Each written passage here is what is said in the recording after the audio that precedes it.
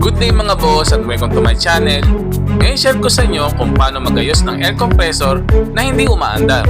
Tara, simulan na natin.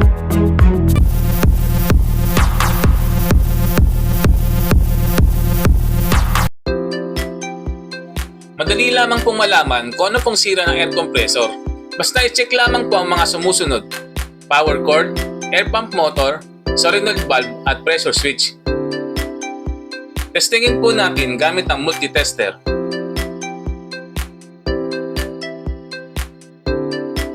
Bago po tayo magsimula, check po muna natin kung gumagana po ang tester. Okay.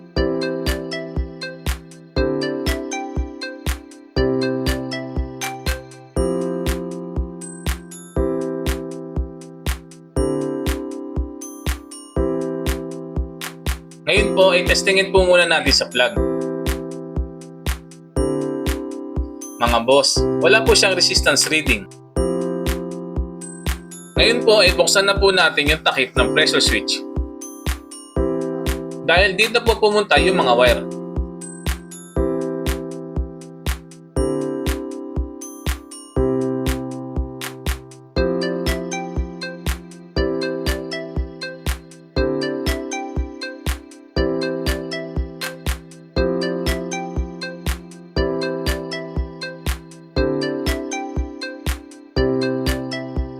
I-check po muna natin yung power cord.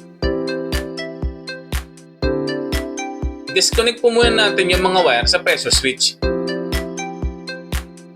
Dapat po ay wala po tayong makukuhang resistance dito dahil kung meron po ay shorted po ito. Pagsamahin naman po yung dalawang dulo ng power cord at kuhaan ng resistance ang plug at dapat po ay may continuity ito.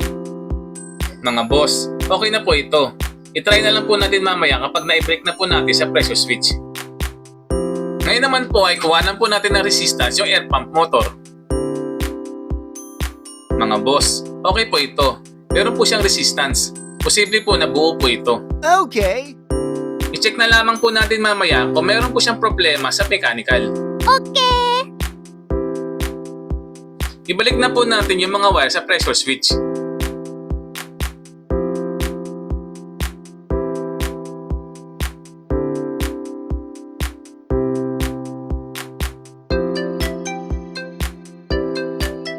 Kapag umandar po ang air pump motor at hindi po kumarga ng hangin, posible po na hindi po bumukas yung solenoid valve.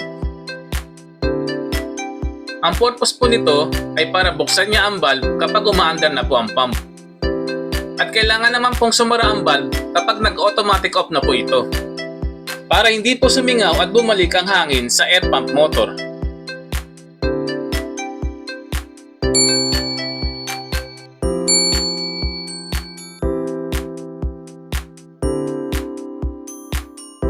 Mga boss, kuha na po natin ng resistance.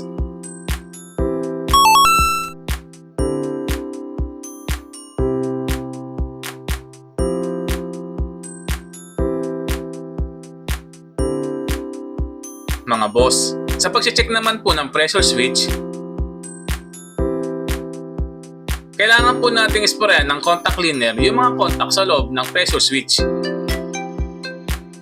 Kapag okay na po, i-plug na po natin para matesting. Wow! Mga boss, gumagana na po. Posible po na maruwi lamang po ang contact ng pressure switch.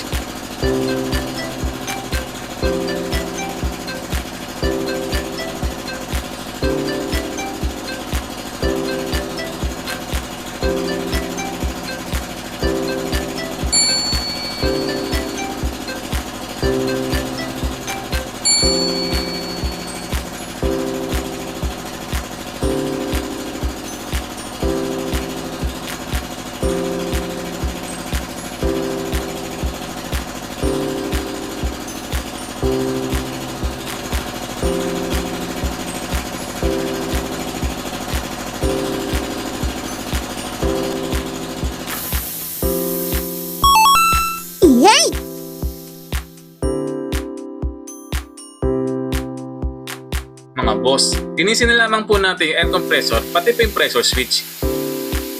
Kailangan po natin na panatiling malinis ang ating air compressor. para makasigurado po tayong tumagal ang serbisyo po nito. Very good.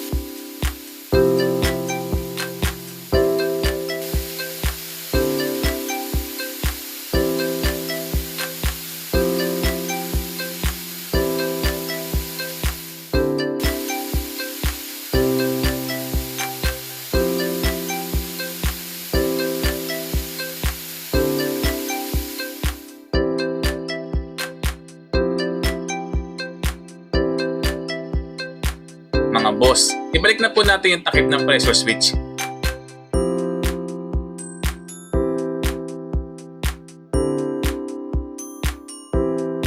Mga boss, okay na po. Mga boss, kung nagustuhan niyo po ang aking video, huwag niyo po sanang kalimutan mag-like, share and subscribe sa aking channel at pindutin ang notification bell para lagi po updated sa aking mga bagong video. Mga boss, hanggang dito na lamang po at maraming salamat po. Boss, if you learned something on my video, make sure to like, share, and subscribe to my channel. See you on my next vlog. Thank you. Thanks for watching.